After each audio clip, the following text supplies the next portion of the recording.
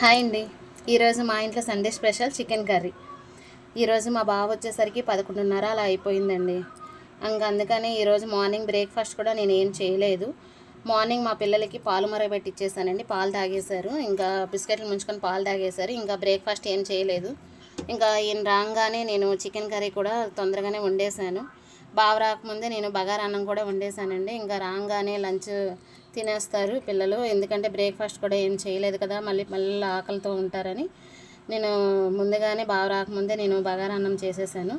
ఇంకా ఆయన వచ్చిన తర్వాత చికెన్ కర్రీ కూడా వండేసానండి తొందరగానే. ఈరోజు డైరెక్ట్గా లంచే చేసేసామండి. ఈరోజు మా ఇంట్లో సండే స్పెషల్ బగారా అన్నం, చికెన్ కర్రీ.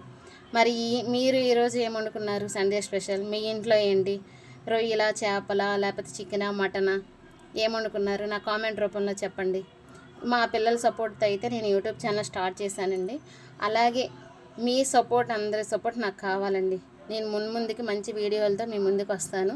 మీ అందరి సపోర్ట్ నాకు కావాలి. నేను ఏం వంటలు చేయాలి, లేకపోతే నా వీడియోలో ఇంకేమైనా మార్పులు చేయాలా, మీరు నా కామెంట్ రూపంలో నాకు చెప్పండి. నేను అలాగే ఫాలో అవుతాను. ఇంకేం చెప్తానండి, ఈ యూట్యూబ్లో చాలా మార్పులు వచ్చినాయి అంట. కాకపోతే ఏం చేస్తాం, నేను అదే బాధపడ్డాను. నీకు ముందు వీడియోలో కూడా నేను చెప్పాను కదండి, మన ప్రయత్నం మనం చేయాల్సింది, తర్వాత దేవుడి నిర్ణయం.